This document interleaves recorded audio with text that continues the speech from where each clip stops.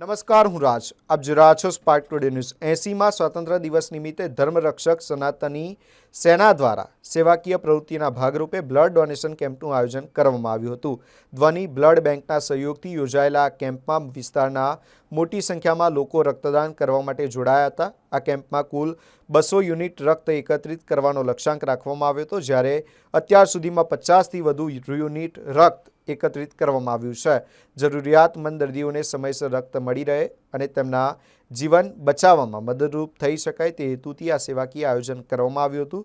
સ્વાતંત્ર્ય પર્વની ઉજવણીને સેવાભાવ સાથે જોડીને રક્તદાતાઓએ માનવતાનું ઉત્તમ ઉદાહરણ પૂરું પાડ્યું હતું. નમસ્કાર, હું શાંતારામ મિસ્ત્રી, ધર્મરક્ષક સનાતની સેના સંચાલક.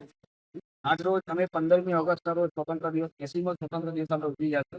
તે નિમિત્તે અમે આજરોજ એક રક્તદાન શિબિરનું આયોજન રાખેલ છે. રક્તદાન શિબિરમાં સવારે 10 વાગ્યાથી હમણાં સુધી અંદાજિત 50 જેટલા યુનિટ અમે જમા કરેલ દાન મળેલ છે.